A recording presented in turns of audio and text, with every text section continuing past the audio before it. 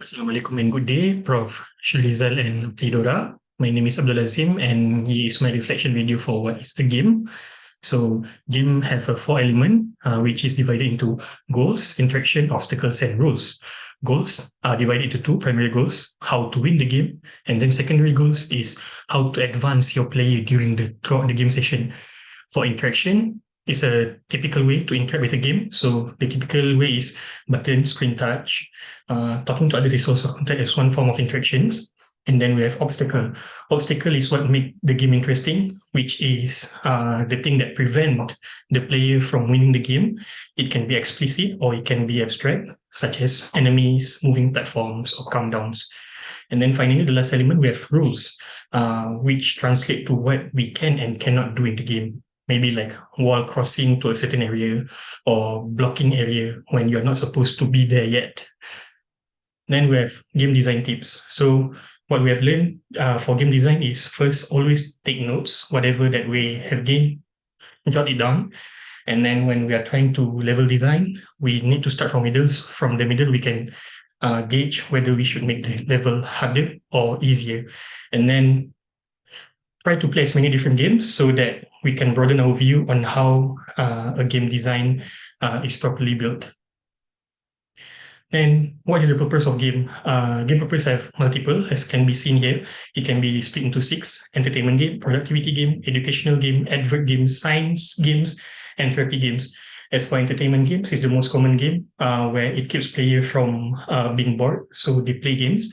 Educational is to teach players on certain subjects. Advert games is a game that is made to advertise something.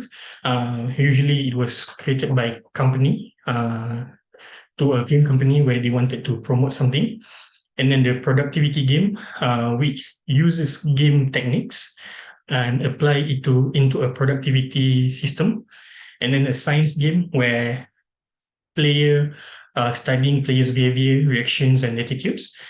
And then we've got therapy game where it can actually heal the player physically or mentally. Game roles can be divided into 3. First one is design, second is programming, and third one is art. Design, as mentioned, is game design, where typically it is the project manager and manage to make all areas work well. And then the programming side of the game role, where you program the do's and don'ts of the game. Typically, you are good at math, physics, and logic, and the one that involved with codings. And then we have the game arts, where the sounds come into play, illustration comes into play, 3D animation. Animation have a frame per second, cutscene, spreadsheets, and then sound, we've got music, voice actors, sound effect.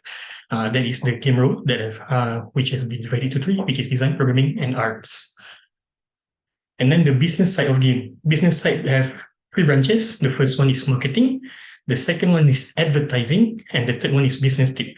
In marketing, usually the client makes the business plan of the game and does the math on how to make the project, which is a game, profitable. Advertising is basically the publicity of the game. The publicity of the game can be spread through campaigns, ads, and etc. Lastly is business tips. Business tips typically 60% of the budget of the project, typically just for business. And then from that budget, it will be split as well into how to advertise the game. So after talking about the game, now here is the flowchart of the paper, rock, scissors game, as can be seen here. Start, and then player 1 and player 2 choose their choice, paper, rock, or scissors. And then it will go through a series of decision where if a certain gesture is made, then player 1 wins. And then if a certain gesture of player 2 made is able to overcome player 1, then player 2 wins. And that's all. Thank you.